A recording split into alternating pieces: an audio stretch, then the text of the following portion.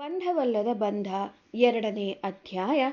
ಸ್ವಾತಿ ಕೋಣೆಯಲ್ಲಿ ಕುಳಿತವಳ ಕಣ್ಣಿಂದ ನೀರು ಜಿನುಗುತ್ತಿತ್ತು. ಎಷ್ಟೇ ಬೇಡವೆಂದರೂ ಅದೇ ಮಾತುಗಳು ಕಿವಿಯಲ್ಲಿ ಗುಯಿಗುಡುತ್ತಿದ್ದವು.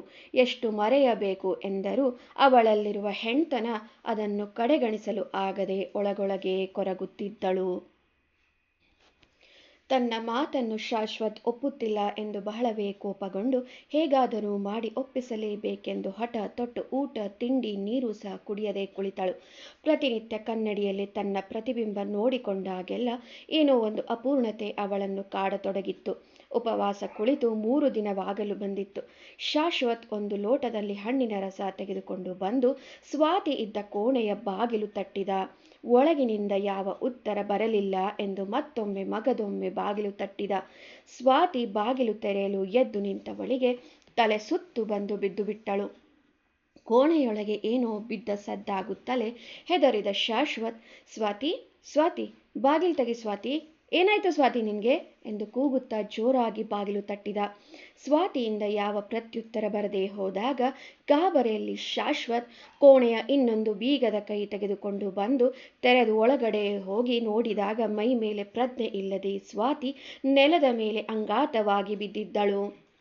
ಕೆಲಸದವರನ್ನು ಕೂಗಿ ನೀರು ತರಲು ತಿಳಿಸಿದವನು ಸ್ವಾತಿಯನ್ನು ಎಬ್ಬಿಸಿ ತಂದು ಹಾಸಿಗೆ ಮೇಲೆ ಮಲಗಿಸಿದ. ನೀರು ತಂದ ಕೆಲಸದವರ ಕೈಯಿಂದ ಲೋಟ ತೆಗೆದುಕೊಂಡು ನೀರನ್ನು ಸ್ವಾತಿಯ ತಲೆಗೆ ತಟ್ಟಿದ. ಮುಖದ ಮೇಲೂ ಸ್ವಲ್ಪ ನೀರು ಚಿಮುಕಿಸಿದಾಗ ಸ್ವಾತಿ ನಿಧಾನವಾಗಿ ಕಣ್ಣು ಬಿಟ್ಟರೂ ಅವಳಲ್ಲಿ ಶಕ್ತಿ ಇರಲಿಲ್ಲ. ಕೂಡಲೇ ವೈದ್ಯರಿಗೆ ಕರೆ ಮಾಡಿದ ಶಾಶ್ವತನ ಕೈ ಹಿಡಿದ ಸ್ವಾತಿ ಬೇಡವೆಂದು ತಲೆ ಆಡಿಸಿದಳು. ಸ್ವಾತಿ ಕೈ ಬಿಡು, ಡಾಕ್ಟರ್ ಬರಲಿ, ನಿನ್ನ ಚೆಕಪ್ ಮಾಡಲಿ, ನಿನಗೆ ಬಹಳ ನಿಶ್ಶಕ್ತಿ ಇದೆ ಎಂದ. ಇಲ್ಲ ಶಾಶ್ವತ್, ನೀವು ನನ್ನ ಮಾತು ಕೇಳಿದರೆ ಮಾತ್ರವೇ ನಾನು ಊಟ ತಿಂಡಿ ಮಾಡೋದು. ಅಲ್ಲಿಯವರೆಗೂ ನನಗೆ ಇದಾವುದೂ ಬೇಡ. ದಯವಿಟ್ಟು ಈಗಲಾದರೂ ನನ್ನ ಮಾತು ಕೇಳಿ. ಸ್ವಾತಿ, ನಿನ್ಗೆ ಹೇಗೆ ಹೇಳೋದು?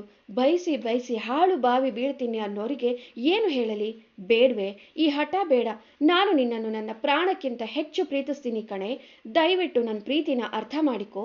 ಶಾಶ್ವತ್, ನೀವು ಕೂಡ ನನ್ನನ್ನು ಅರ್ಥ ಮಾಡಿಕೊಳ್ಳಿ. ನಮ್ಮ ಒಳ್ಳೆಯದಕ್ಕೆ ಹೇಳ್ತಿರೋದು. ದಯವಿಟ್ಟು ಇಲ್ಲ ಅನ್ನಬೇಡಿ. ನನ್ನ ಕೊನೆಯ ಆಸೆನ ಪೂರ್ತಿ ಮಾಡಿ. ಸ್ವಾತಿ, ಸಾಧ್ಯವೇ ಇಲ್ಲ. ನಿನ್ನ ಸ್ಥಾನ ನೋಡಿ, ನನಗೆ ಏನೂ ಆಗಲ್ಲ. ಕಾನೂನಿನ ಪ್ರಕಾರವಾಗಿಯೇ ಮುಂದುವರಿಯೋಣ. ಇದೆಲ್ಲ ನಾನು ನೋಡ್ಕೋತೀನಿ. ನೀವು ಬರೀ ಇದಕ್ಕೆ ಒಪ್ಕೊಳ್ಳಿ ಶಾಶ್ವತ್, ಪ್ಲೀಸ್ ಒಪ್ಕೊಳ್ಳಿ. ಸರಿ ಸ್ವಾತಿ, ನಿನ್ನಿಷ್ಟದಂತೆ ಆಗಲಿ. ನಂತರದ ಪರಿಣಾಮಕ್ಕೆ ಹೊಣೆ ಯಾರು? ಸರಿ, ನಿನ್ನ ಮನಸ್ಸಿನಲ್ಲಿ ಇರೋದಾದರೂ ಆಗಲಿ. ಮುಂದಿನದು ಮುಂದೆ ನೋಡಿಕೊಂಡರಾಯ್ತು. ಈಗ ಏಳು, ಊಟ ಮಾಡು. ಮೊದಲು ಈ ಜ್ಯೂಸ್ ಕುಡಿ. ಶಾಶ್ವತ್, ಮೊದಲು ನನಗೆ ಮಾತು ಕೊಡಿ, ನನ್ನ ಕೊನೆಯ ಆಸೆ ನೆರವೇರಿಸ್ತೀರಾ ಅಂತ ಎಂದ ಕೈ ಸ್ವಾತಿ ಮುಂದೆ ಚಾಚಿದಳು.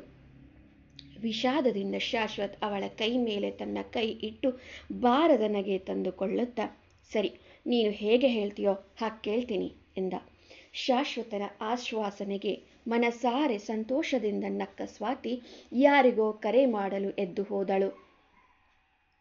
ಶಾಶ್ವತ್ ಅವಳನ್ನು ಹಿಡಿದು ಕೂರಿಸುತ್ತಾ, ಸ್ವಾತಿ, ಮೊದಲು ಊಟ ಮಾಡುವ, ನಂತರ ಏನಾದರೂ ಮಾಡುವಿಯಂತೆ ಎಂದ.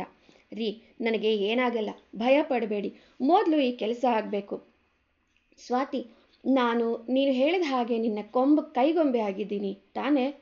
ನನ್ನ ಇಷ್ಟು ಸಣ್ಣ ಮಾತನ್ನು ನೀನು ಕೇಳಲ್ವಾ ಎಂದ. ಅವನ ಒರಟು ಮಾತಿಗೆ ಸೋತ ಸ್ವಾತಿ ಅವನತ್ತ ಬಂದಳು. ಕೊಡಿ ಶಾಶ್ವತ್, ನಿಮ್ಮ ಕೈಯಾರೆ ಈ ಜ್ಯೂಸ್ ಕುಡಿಯುವೆ ಎನ್ನುತ್ತಾ ಅವನ ಕೈಯಿಂದ ಜ್ಯೂಸ್ ತೆಗೆದುಕೊಂಡು ಕುಡಿದಳು. ಈಗ ಸಮಾಧಾನ ನಿಮಗೆ? ಸರಿ, ನಾನಿನ್ನ ಹೊರಡ್ತೀನಿ ಎಂದ ಶಾಶ್ವತ್ ಅಲ್ಲಿಂದ ಹೊರ ನಡೆದ. ಸ್ವಾತಿ ತಮ್ಮ ಕುಟುಂಬದ ಲಾಯರ್ ಒಬ್ಬರನ್ನು ಭೇಟಿಯಾಗಿ ತನ್ನ ಸಮಸ್ಯೆ ಮತ್ತು ಪರಿಹಾರ ಎರಡನ್ನು ಗಹನವಾಗಿ ಚರ್ಚಿಸಿದಳು. ಊಟ ಮುಗಿಸಿಕೊಂಡು ಲಾಯರ್ನನ್ನು ಕಾಣಲು ಹೊರಟಳು. ಮೊದಲಿಗೆ ಅವರಿಗೂ ಅವಳ ಪ್ರಸ್ತಾಪ ಹಿಡಿಸಲಿಲ್ಲ. ಅವರೊಂದಿಗೆ ನಡೆದ ವಾದ ವಿವಾದದಲ್ಲಿ ಸ್ವಾತಿ ಯಶಸ್ಸು ಕಂಡಳು. ಅವಳು ಹೇಳಿದಂತೆ ಪತ್ರವನ್ನು ಸಿದ್ಧಪಡಿಸಿಕೊಡಲು ಲಾಯರ್ಗೆ ದೊಡ್ಡ ಮೊತ್ತದ ಚೆಕ್ ಒಂದನ್ನು ಕೊಟ್ಟು ಹೊರಬಂದಳು. ತನ್ನಿಷ್ಟದ ಪ್ರಕಾರ ಕರಾರಿನ ಪತ್ರ ಸಿದ್ಧವಾಗಿದ್ದು ನೋಡಿ ಸಂತಸಪಟ್ಟಳು. ಅದೇ ಸಂತಸದಲ್ಲಿ ಒಂದಷ್ಟು ಸಿಹಿ ಖರೀದಿಸಿ ಮನೆಗೆ ಬಂದಳು. ಶಾಶ್ವತ್ ಸಂಜೆಯ ಹೊತ್ತಿಗೆ ಮನೆಗೆ ಬರುತ್ತಲೇ ಸ್ವಾತಿ ಒಂದು ಕೈಯಲ್ಲಿ ಸಿಹಿ ಮತ್ತೊಂದು ಕೈಯಲ್ಲಿ ಒಪ್ಪಂದದ ಪತ್ರವನ್ನು ಹಿಡಿದು ಎದುರಾದಳು. ಇಲ್ಲಿ ನೋಡಿ ಶಾಶ್ವತ್, ನೀವು ಸಾಧ್ಯವಿಲ್ಲ ಎಂದದ್ದನ್ನು ನಾನು ಸಾಧಿಸಿ ಬಂದಿರುವೆ. ತಗೊಳ್ಳಿ ಸ್ವೀಟ್ ಎನ್ನುತ್ತಾ ಅವನೆದುರು ಸಿಹಿ ಇದ್ದ ಡಬ್ಬವನ್ನು ಚಾಚಿದಳು. ಶಾಶ್ವತ್ ಹೆಚ್ಚು ಮಾತನಾಡದೆ ಮೌನದಲ್ಲೇ ಸಿಹಿ ಎತ್ತಿಕೊಂಡ. ಸ್ವಾತಿ ಒಂದೇ ಸಮನೆ ತನಗೂ ಲಾಯರ್ಗೂ ನಡೆದ ಮಾತುಕತೆ ಒಪ್ಪಂದದ ಸಾರಾಂಶವನ್ನು ಹೇಳುತ್ತಲೇ ಇದ್ದಳು. ಶಾಶ್ವತ್ ಮಾತ್ರ ಕೈಯಲ್ಲಿದ್ದ ಸಿಹಿ ಸ್ವಲ್ಪವೂ ತಿನ್ನದೇ ಕುಳಿತಿದ್ದ. ಸ್ವಾತಿಗೆ ತನ್ನ ಮಾತುಗಳು ಖಾಲಿ ಆದಂತೆ ಎನಿಸಿ ಶಾಶ್ವತ್ನತ್ತ ತಿರುಗಿ ನೋಡಿದಳು. ಅವನ ಕೈಯಲ್ಲಿ ಸಿಹಿ ಹಾಗೇ ಇತ್ತು. ಅದನ್ನು ನೋಡಿ, ಏನಾಯ್ತು ರೀ, ಏನೊಂದು ಮಾತನಾಡುತ್ತಿಲ್ಲ? ಇದೇನು ಸಿಹಿನ ಹಾಗೆ ಕೈಯಲ್ಲಿ ಹಿಡಿದುಕೊಂಡಿದ್ದೀರಲ್ಲ, ತಿನ್ನಿ. ಇಷ್ಟೊಂದು ಒಳ್ಳೆಯ ಸುದ್ದಿ ನಾನು ಹೇಳ್ತಿದ್ದೀನಿ, ಅದಕ್ಕೆ ಉತ್ತರ ಕೊಡದೆ ಹಾಗೆ ಕುಳಿತಿದ್ದೀರಲ್ಲ ಶಾಶ್ವತ್, ಏನಾಯ್ತು ಎಂದು ಕೇಳಿದಳು.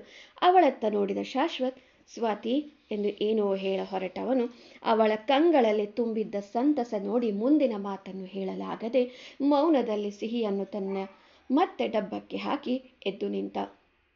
ಇದೇನ್ರಿ, ತಿನ್ನಿ ಅಂತ ಕೊಟ್ರೆ ಹೀಗೆ ವಾಪಸ್ ಡಬ್ಬಕ್ಕೆ ಹಾಕುವುದಾ?